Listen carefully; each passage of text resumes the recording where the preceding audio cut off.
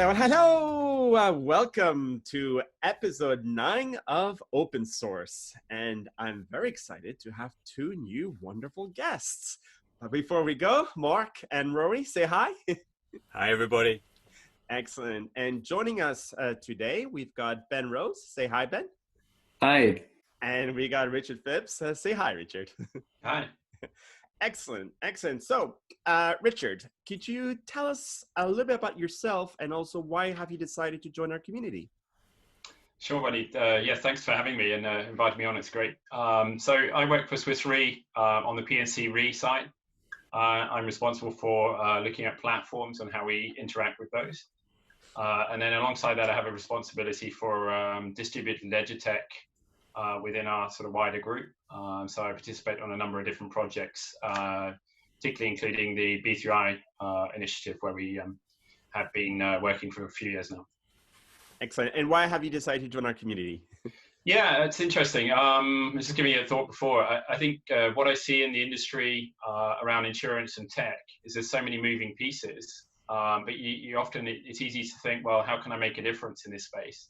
I think the important thing is that as a community coming together and discussing and actually influencing by cooperating is really important. So having this channel, this opportunity is ideal. Great. Thank you for that. Ben, could you tell us a little bit about yourself and why you've decided to join our community? Absolutely. So I'm Ben. I'm one of the co-founders of RiskBook. So we're a reinsurance placing platform built for brokers to share their risks more easily with underwriters. Having a great time doing that. I hit my 1-year anniversary, I think, last week. So always very exciting to be in the startup world. Well done. And the reason that I joined the community here is very much because I believe in, I think, what's being called the Medici effect. There's this innovation at the intersection where you have, lots of people thinking about many different topics from many different angles. And that's the way where you get the most ideas colliding in the most interesting fashion. So very excited to explore all of those ideas being smashed together productively. Productively indeed. Thank you very much for that. Mark, do you want to tell us about your background and where it's coming from? Yeah, this is just a quick nod to last week's guest, Tony Buckle, who Tony's a bit of a horse fan, and he sent me a challenge of, I'd like a picture, Mark, of red rum in the 1977 Grand National, ears pinned back, crossing the lines. So that's the reason I've just put that in for Tony. I'll change it for my first story, but it was a request and I felt we should honour that for our community members. So, well, there you go, Tony. Promise held. Rory, do you want to tell us a little bit about what you found interesting in the news? Would love to. Well, this week I bring great news for everyone in the Insureblocks community. Great news. So a number of surveys have been published asking people, do you want to work the way we used to, or do you want to work in the new way? And believe me, it's not that there's a majority calling for these new ways of working to be made permanent. It's that there's an overwhelming majority. So let's have a look at some of them. Okay, this is the first one. This is you can see that, right? Yeah. So the blue is the people who want to work in the old style, right? And the green is the people who want to work in the new. And this is a Gallup poll of every worker in the US. Okay. Now a slightly different demographic relates to UK working parents, right? This is how they responded in a Bright Horizons survey. And here are all the members globally of the International Association of Contract and Commercial Management. And finally, yesterday, I put a little survey on our Insureblocks platform, okay? Now, obviously, we are interested in the digitalization of insurance. So how many people have responded so far, and what did they say? There we go. Excellent. So, in this community, it's very interesting. No one wants to go back to that old way. So what are workers saying? Basically, workers are prepared to use the new technology in return for enhanced ownership of their work preferences. And that must include, given the statistics, even those people who previously were quite tech skeptical. And my oldest colleague, who I've been working with for the longest and who's just about to retire, he even just got a smartphone. So I think our members in the Insureblocks community should love this news, because the time is now. The door must be wide open, and I declare it ground zero. Perfect. Thank you very much for that. Richard, tell us what you found interesting in the news, in addition, of course, to have been recently elected board member of the Corda Network. Thanks, Philly. Yeah, looking forward to getting involved with the Corda Network, sort of a more working level, starting in the next few weeks already. So yeah, exciting. Thank you for that. Sure. Yeah, in terms of the news, I've been quite a fan of sort of decentralized approaches since I first, discovered this area back in 2016. And what I've seen in the past week was a news story from the Civic application out of the US. They've now been allowed to go onto the Apple Store, onto the Google Store, and they have around 10,000 users already using their application. Now, what's so interesting is this application is a sort of example of what we thought in theory a couple of years ago, and now it's in practice, where you can use the application to prove, for example, your age, or prove some other something about you without revealing your actual data, which I think is quite amazing to really get to this point. And I think that will be scaling up as we move ahead. So it's just great. I guess aligned with that, you see some other news just this week in a similar way, with Daimler coming out with the decentralized data market. Again, so that data that exists already on Daimler's side can be used by other users of data who are interested. They can run their algorithm over it, and in a sort of win-win way, because you can both get the response to your algorithm without seeing the data, but also the data owner gets some payment as well for running it. So I think exciting steps in the direction of decentralized data. Yeah. I completely agree. And funny enough, 2 weeks ago, I did a follow-up podcast with Trent McConaughey, which is the co-founder of Ocean Protocol, who are the participants in Daimler. And he didn't mention a word about that. But I'm in conversations with Hartmut Mueller, who is leading the Daimler side of this project. And hopefully we'll get him on the podcast very soon. Excellent. Ben, tell us what you found interesting in the news this week. Absolutely. So exciting news, and also kind of exciting in the face of quite challenging conditions, was the release of the latest Swiss Re Sigma report. So I'm sure there's lots of people who follow that report, including, of course, Richard, who's here from that background. But generally, it's a great report on market sizing, which used to be my bread and butter. And what's really interesting in this space at the moment is that, despite noting in their report that we're going to have the worst recession, since the 1930s Great Depression this year, is that at the same time, the market hardening that we're going to see as a result of this $100 billion loss potential relating to COVID and other things as well going on, is actually going to pretty much cancel out all of the impact of the recession on the industry. So we're expecting premiums for non-life, at least, to look pretty much the same this year as they did last year, despite everything that's happening, which I find really, really fascinating from the perspective of looking at the insurance industry as often uncorrelated from the capital markets, because there's this kind of flubber effect where, I don't know if it's because it's a regulated have-to-buy type product or otherwise, but it seems that if bad things happen, then our prices change. And we always end up with roughly the same size of market that we started with. So it'll be interesting to keep watching and seeing whether there is a longer term latency. Will we get to the point where, lots of businesses, obviously very sadly suffering at the moment, who won't be paying premiums, and consumers as well, who have to be cutting back in different ways.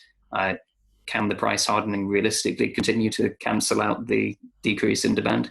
We'll have to see, but I'm really curious to see how that latency plays out on the sort of global premium scale. So interesting. Indeed. No, thank you very much for that, Ben. Mark, you've changed your background. Tell us about that and what's interesting in the news.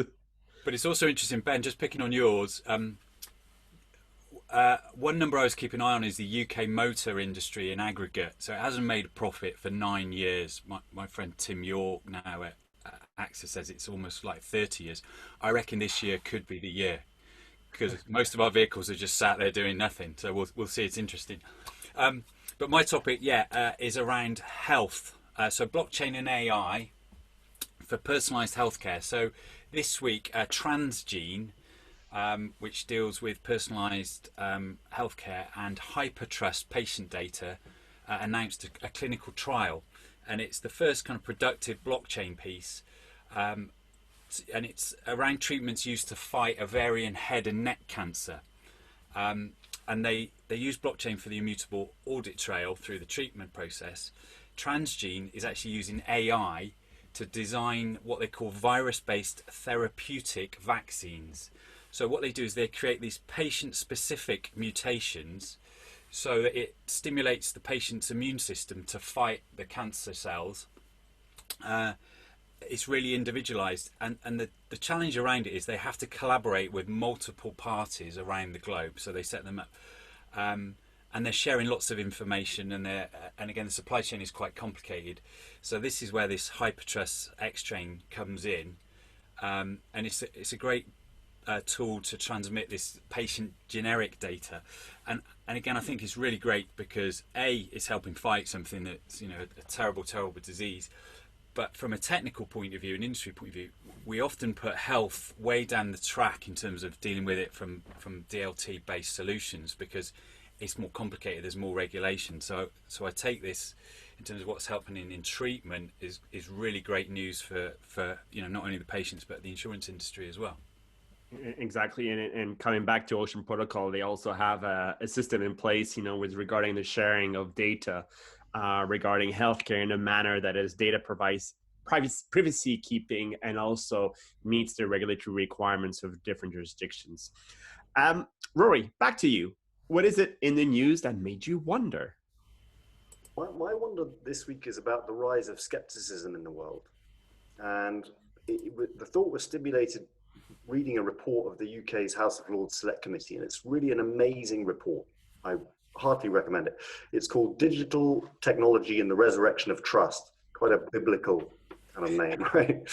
Anyway, the report, it's a good 100 pages, 150 if you count the glossaries, but it's really, really complete. And the gloomy conclusion is that misinformation is killing our democracy and our way of life, right? So I didn't want to put it in my like category. It's not, this is not great news, but the question is, so what can we do about using technology to bring it back? How can you bring back trust? And they have been really smart in the way they've published. Obviously, there's the report itself, 100 or so pages, and the report, the chair of the report or the committee is David Putnam, the film producer who did The Killing Field, and he's just a brilliant guy. So of course, as well as the report, 150 pages or whatever, you've got an online version where they've done a film where he explains it.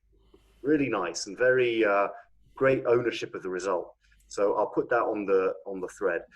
Being a good lawyer, of course, I did look through the whole printed report and did a word count. And the word transparency is used well over 100 times. So it's basically on every page. And it made me think about us and our context, the need for transparency in our space too. And here, of course, technology can help massively to enhance transparency from one transaction to another.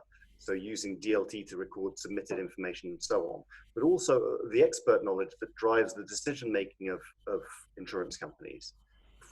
We're now much more skeptical because we're constantly let down by institutions. Doesn't that skepticism enter our workplaces and call for new ways of working together? So we used to trust, I guess, John on the third floor, who was the real expert in, I don't know what, cyber casualty insurance, right? Do we still trust him in the same way with information changing so quickly? Should we be able to challenge each other on expert knowledge and treat it as a corporate commodity and bring that knowledge into the light of day and open it up rather than having a bunch of oracles out there that we trust blindly? So with that background in skepticism in the world, I wonder whether our enhanced levels of skepticism don't require new and much more transparent ways of disseminating expert knowledge through companies. Of course, there are tools that exist that do that, and so it's very possible. Anyway, that's a great report, a long explanation of it, but I'll include the links to it, and you can have a look. And if anybody wants to talk about this rise of skepticism within companies and look at ways of trying to create corporate knowledge stores, it's a pet subject of mine, and I'd love to discuss it. So get in touch. Brilliant. Sounds fascinating. Thank you for that. Richard, tell us what you found in the news that made you wonder. Yeah, so this was a news story that I saw, a tweet actually, from Vitalik Buterin around the development of Ethereum 2.0 and what's happening next in terms of scalability.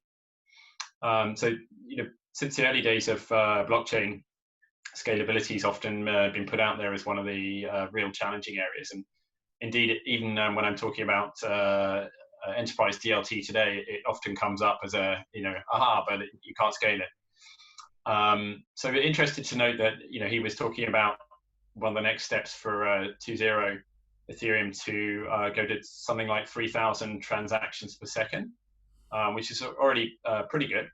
But then there's a vision to go to about 100,000 as well, once they go through further steps.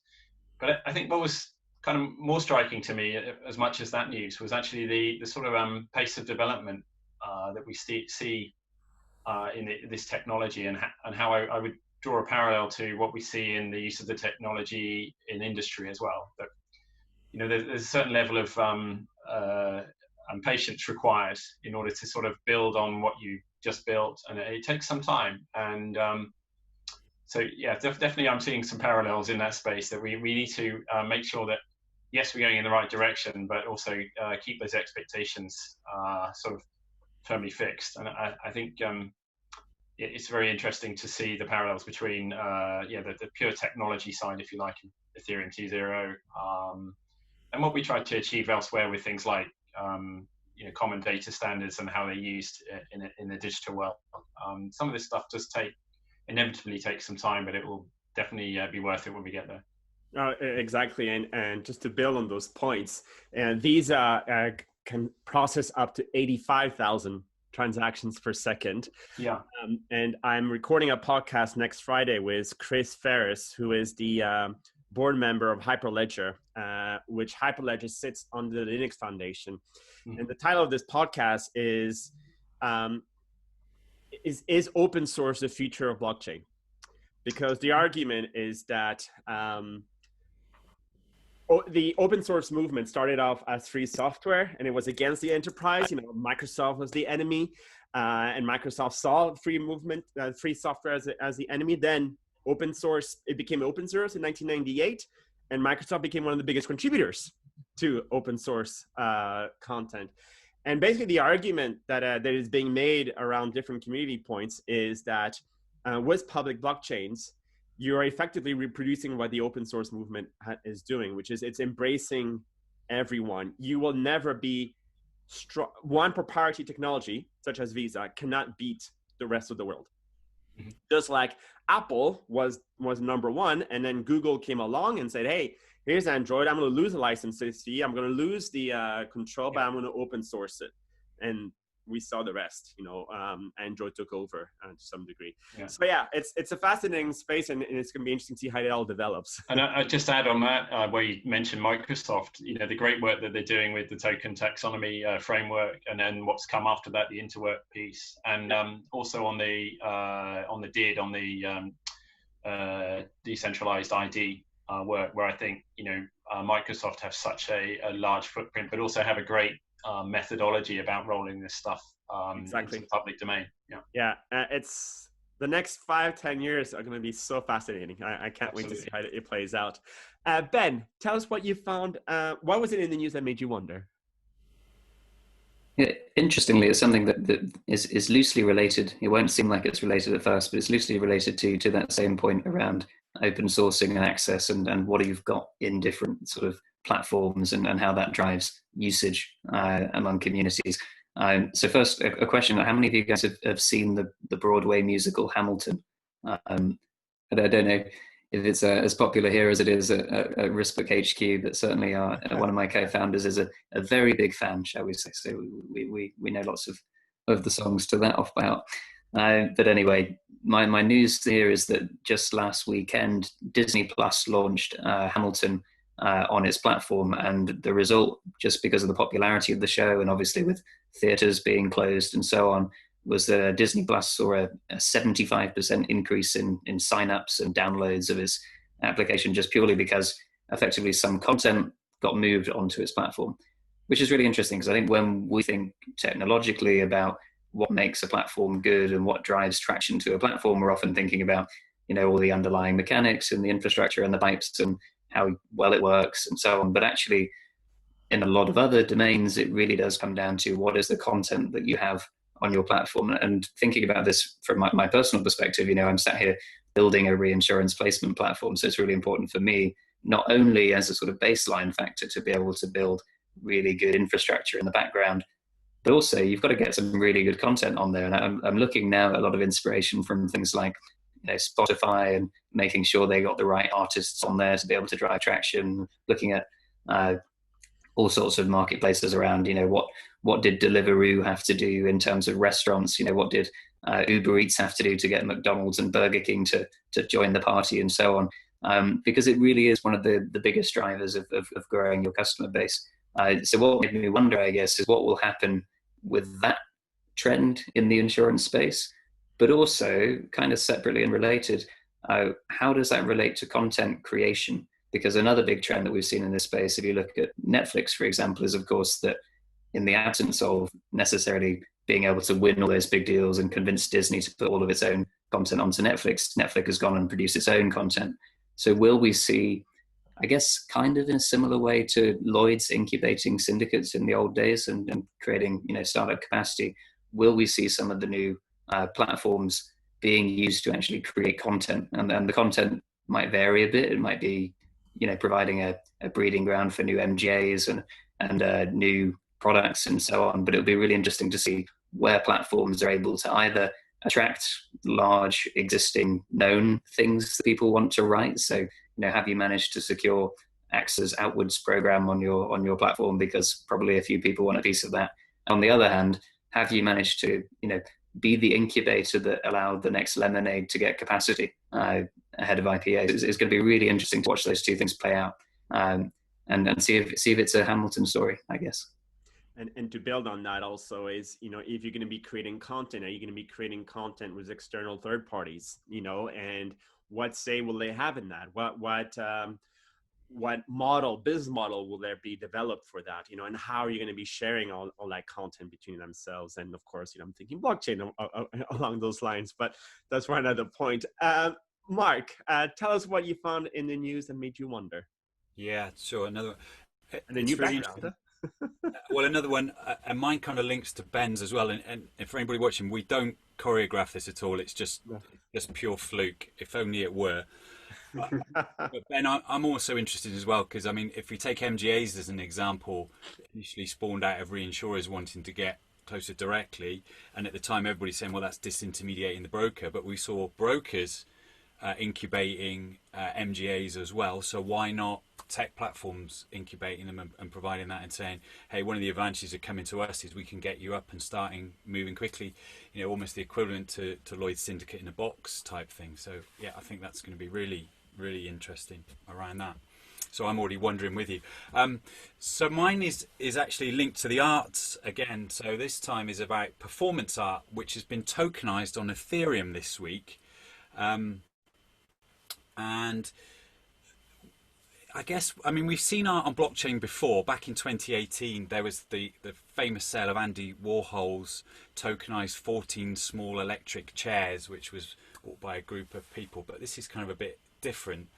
So what's happened this week is there's a legally binding contract that deals with the rights to a film to the holder of an ERC 721. If you asked me what that was, I wouldn't know. But it's a token. And the hash and the metadata for the artwork is stored within that. So if somebody else wants to buy it, they need a wallet and they need to be in possession of that token. But what also happened is additional tokens were minted and they were distributed amongst the contributors. In this case, there are 15 contributors, and it's on the How Are We platform. I'll put the example out. But then what happens is, if anybody buys the piece, the proceeds are split based upon the percentage holdings of those additional tokens. And then if there's any further sales, they get a 10% of that sale price. It goes back directly to the original artist. So it's almost a way of incubating things. And again, that whole happens automatically. It's the week as well when Tech Mahindra announced a blockchain solution for performing rights and content creators as well. So, they made sure that they got their digital rights. I think in the US, piracy alone in the media industry, they estimated it's something like 30 billion per annum. So it's a big space. But what it got me wondering was, well, if we can start to trust what I call the sales trickle down, where else would it work? I mean, the one that jumped up because sport's back on TV is player transfers. Typically it goes back to the clubs that gave them their chance. But we could see it again more in music. It could be in sales referrals. We could see people happy to discount fees for new startups, for example, to track so that they get a higher payment down the track. But the startups, so people like Ben, don't need to give away equity, but they could give away some future income sharing right on that. So I find that quite an interesting potential if we extend it beyond just performing art. Definitely. No, thank you for that. And just before we bring this episode to a conclusion, Rory, could you tell us a little bit about your business clinic? Yeah, thanks, Wally, for the opportunity. So I launched the first one today, the first Insureblocks Business Case Clinic. The scenario was relatively well. Let's go back to what's the original intention of business case clinics. It's to say to people, we are entering a space where some of us haven't had to have entrepreneurial behavior or intrapreneurial behavior, whatever it is, before. And so we may be lacking a knowledge of how you do certain things, how you drive certain things along. And so the business case clinic is around trying to say, here is a bit of new experience that you may encounter at one point. Let's discuss as a community how you would handle it. Right, and sort of level up together. So I made the first one and I published it this afternoon. It results in five options in answer to one question, and it's already generated a really interesting response from Mark, who basically says, look at this completely differently, which is great. And I hope it generates a number of other responses of the similar kind. We'll try and do these as regularly as possible, and the purpose is, as I say, to give people tools to drive these types of projects forward. Excellent. And we're going to run it past Ben, because I'm sure you've got a lot of great ideas on how we could do this from a startup standpoint.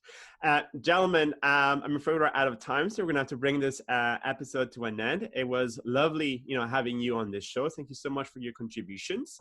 For you who are viewing this open source episode, we'd love to have you on the show. If you'd like to join our community, just click on the link below. As you can see, we've got some pretty cool people, and we're always up for some intelligent, constructive conversations. So for now, wishing you all a wonderful, weekend soon. And we'll see you next week. Cheers, guys. Cheers. Bye now. Thanks. Bye.